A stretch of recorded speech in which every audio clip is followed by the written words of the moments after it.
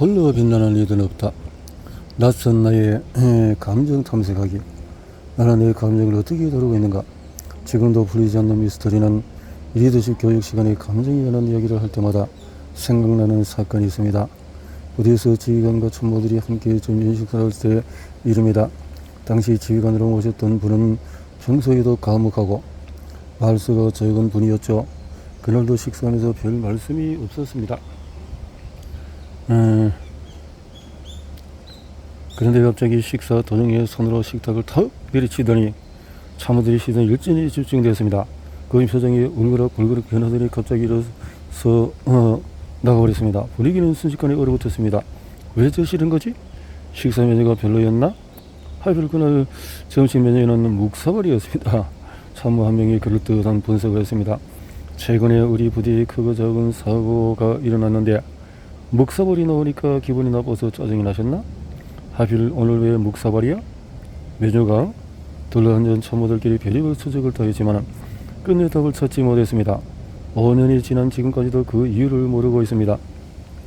저는 30년 이상 군 생활을 하면서 감정에 대해서 제대로 배워본 적이 없습니다. 어렸을 때 부모님이 사내 자식이 그만한 일로 울면 못 산다고 종종 말씀하셨습니다. 업무 성과를 중요시하는 직장에서도 이럴 때는 일만 해라. 감정이 뭐가 중요해라며 감정은 통제되어야 할 대상으로 여깁니다. 그러다 보니 그 사람은 감정적이야라는 평가는 왠지 부정적인 느낌으로 들립니다. 오히려 감정을 내색하지 않고 업무에 몰입하는 사람을 능력 있는 사람으로 인정하는 경우가 많습니다. 이처럼 감정 표현을 장려하지 않는 가정과 사회 분위기 속에서 감정을 자유롭게 느끼고 표현하는 능력은 당연히 떨어질 수밖에 없습니다. 저도 웬만하면 참고 산 것 같습니다. 상급자 때문에 억울한 일이 있어도 제대로 표현하지 못하고 꾹 참을 때가 많았습니다. 어리반들에게 불만족스러운 일이 있어도 속 시원히 말을 꺼내지 못하고 끙끙댄 적도 많았습니다. 그러다가 어떤 상황이 되면 기분이 상해서 심하게 화를 낸 적도 많았습니다. 제 감정을 다루고 제대로 표현해야 한다는 생각 자체를 인식하지 못했습니다. 제대로 배워본 적이 없기 때문입니다. 리더 역할을 잘하기 위해서는 감정에 대해서 배우고 알아야 한다는 것을 뒤늦게 알았습니다. 감정은 멀티플레이어. 감정 중에는 내적인 에너지를 고갈시키는 감정이 있고 재충전을 해주는 감정이 있습니다. 예를 들어서 짜증, 분노, 공포, 초조함 같은 감정은 심장을 불규칙하게 뛰게 하고 심신의 에너지를 빨리 고갈시킵니다. 반대로 즐거움, 배려, 감사 같은 긍정적인 감정을 일으킬 때는 심장이 고른 패턴을 만들게 됩니다.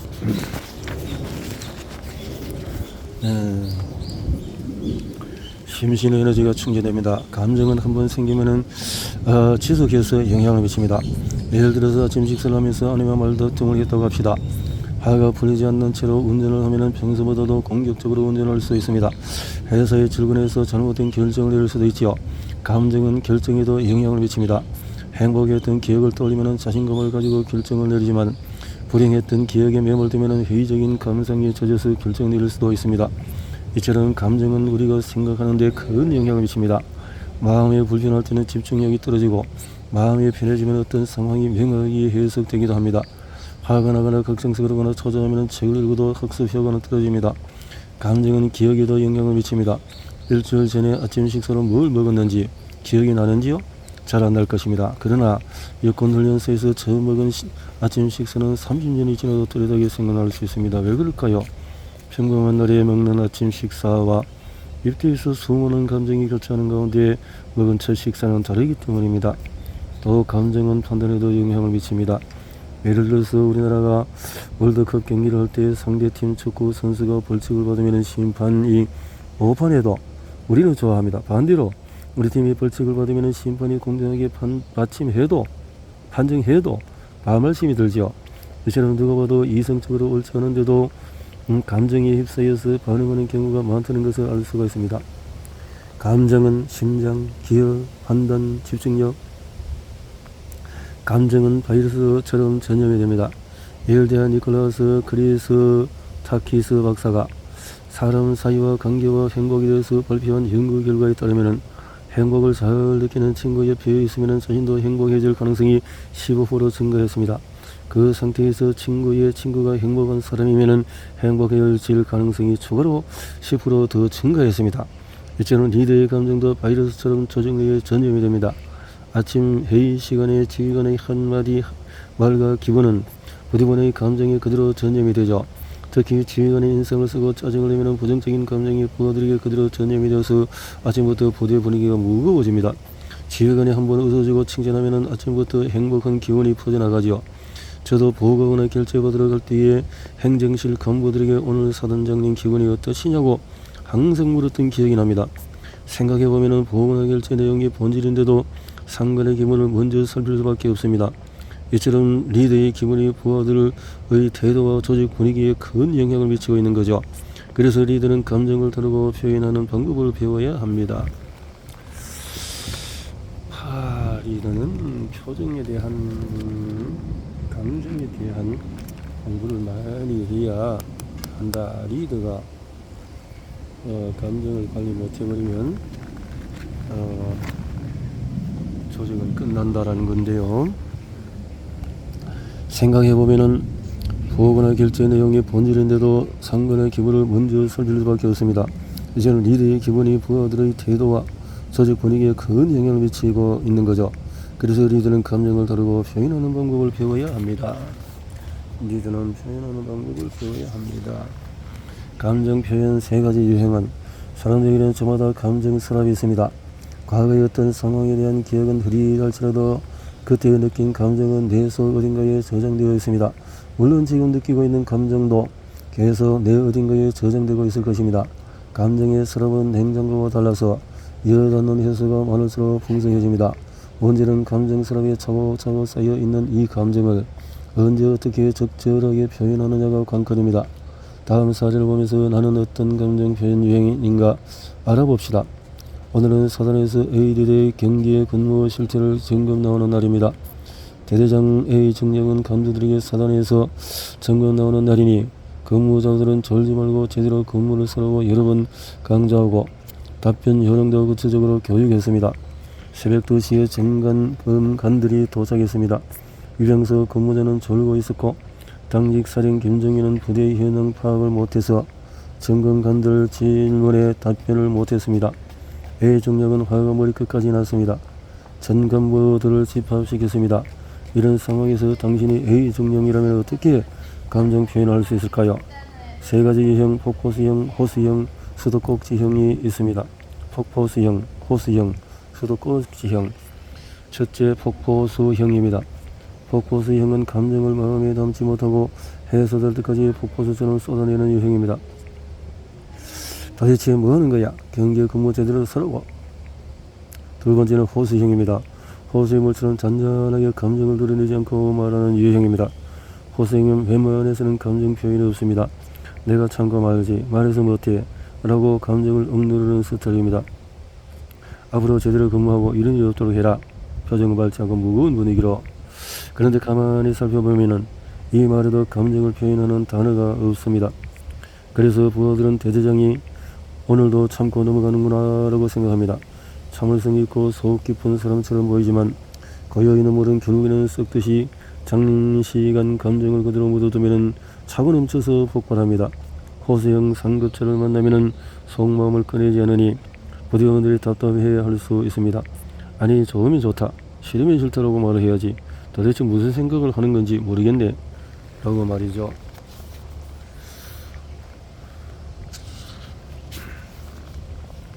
마지막으로 수도꼭지형입니다. 물의 양을 수도꼭지로 조절할 수 있는 것처럼 감정도 적절하게 조절하는 유형입니다. 차분하고 침착한 의지로 또박또박. 대대장이 여러 번 강조하고 교육했는데 지적을 받으니 실망스럽고 속이 상한다. 한편으로는 무시당하는 것처럼 느껴진다. 다시는 일이 생기지 않도록 노력하자. 이 말에는 폭포수형, 호수형과는 다르게 실망, 속상함 등 감정을 표현하는 단어가 3개나 있습니다. 대대장이 감정을 표현하니 부대원들은 대장의 현재 마음이 어떻다는 것을 알고 자신들의 잘못을 뉘우칠 수도 있습니다. 저희 리더 입장에서 감정을 정확하게 표현하니 규정대로 처벌할 것이다 라고 말했을 때보다 반발감은 더 적게 들게 하면서도 메시지는 더 강하게 전달이 됩니다. 수도꼭지형은 감정이 필요할 때 원하는 만큼 조절해서 사용합니다. 사용하지 않을 때는 흐르지 않게 잠가두었다가 해결해야 할 감정이 있으면 상황에 맞게 전력적으로 사용합니다. 폭포수형, 호수형, 수도 꼭지형. 세 가지 중에서 당신은 어떤 유형입니까? 우리나라 사람들은 통계적으로 호수형이 많다고 합니다. 대체로 감정을 참고 인내하며 억누르며 살아가죠. 호수형으로 참으며 살다가 폭포수형으로 자기 감정이 폭발하는 사람도 많습니다. 이들은 최악이죠. 평소에 조용하던 사람이 욱하는 감정이 폭발해 화를 내면은 정말 무섭습니다. 폭포수형은 감정을 절제하는 힘을 길러야 하고, 호수형은 감정을 수도꼭지형처럼 표현하는 연습을 해야 합니다. 내 감정의 이름은 뿌듯합니다. 가짜 감정과 진짜 감정을 어떻게 구분할까요?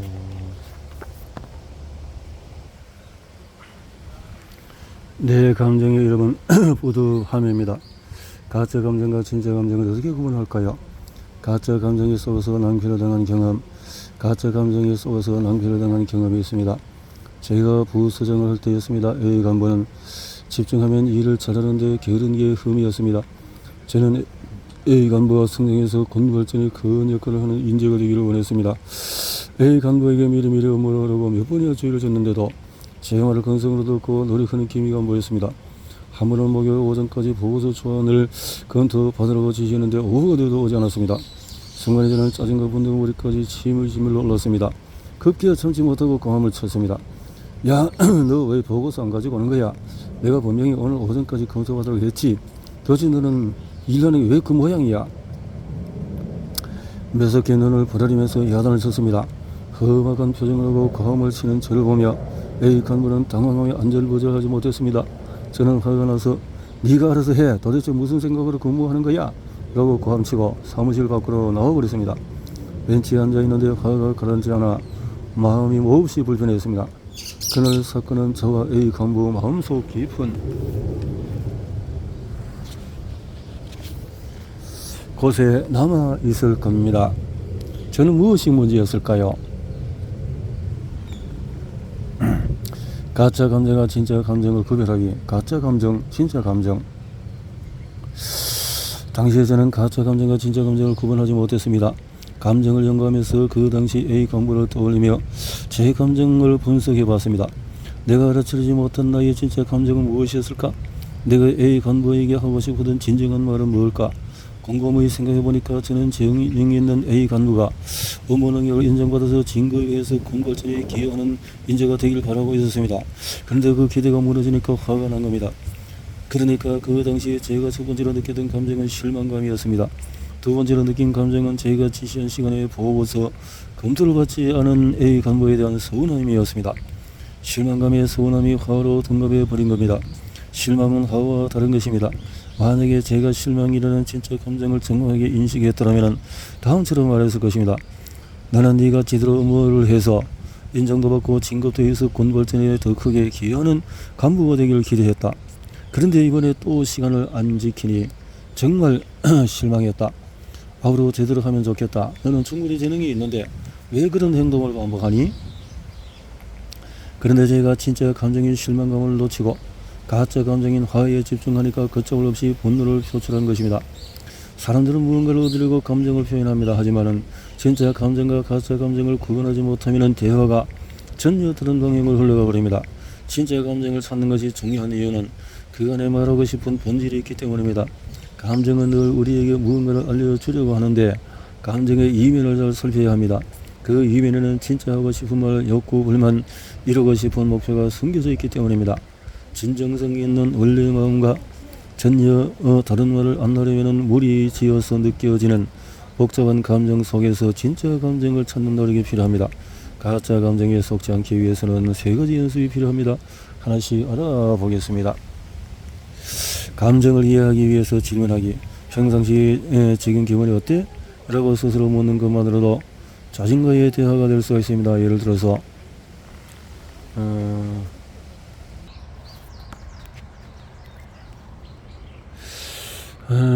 가짜 감정과 진짜 감정 구별하기.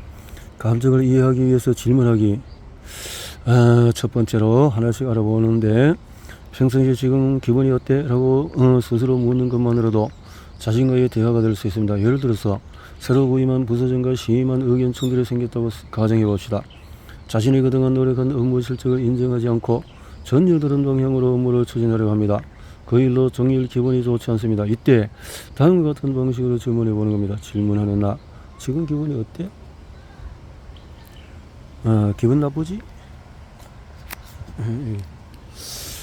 기분이 나쁜 이유는 나를 인정해 주는 거야? 그래, 기분이 어때? 하도 나고 억울해. 무엇 때문에 억울한 거야? 그동안 고생해서 추진한 업무들이 사라질까봐 걱정되고 억울해. 자신과 이런 대화를 하다 보면 자신이 어떤 감정을 느끼는지, 뭘 중요하게 생각하는지 점점 명확하게 알아가게 됩니다.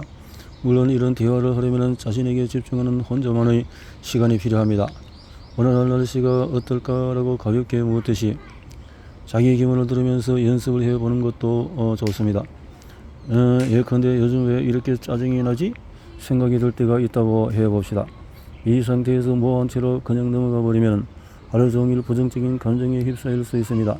이때 스스로 물어보세요. 왜 내가 짜증이 날까? 무슨 일 때문에 짜증이 계속 나지? 그러면 그 감정을 유발하는 수치스러운 일이나 억울한 일, 자기감이 드는 일로 떠오를 수도 있습니다. 이처럼 자신의 감정을 이해하기 위해서는 계속 질문을 해봐야 합니다. 자신에게 어떤 감정이 생겼을 때 다음과 같은 질문을 스스로 답해보세요. 지금 이것은 어떤 감정일까? 방금 무슨 일이 일어났는가? 이 일이 벌어지기 전에 나는 뭘 하고 있었는가? 이 감정이 내게 말하는 것은 뭔가? 오늘 아침이나 어젯밤에 이 상황에 관련된 일이 있었는가? 이전에 이 사람과 관련된 무슨 일이 있었나? 이런 질문을 던지면 자신에게 어떤 감정이 일어났을 때 그 감정 상태에 매몰을 하지 않게 됩니다. 대신에 감정 자체의 그 원인과 본질을 주시하게 됩니다. 그러면 내가 지금 이렇게 느끼고 있구나 라고 스스로 알아차리고 감정과 거리두기가 가능해집니다. 자기 기분을 자주 물어보고 기분이 어떤지 알수록 자신을 더 소중하게 대하게 될 것입니다. 감정에 이런 붙이기.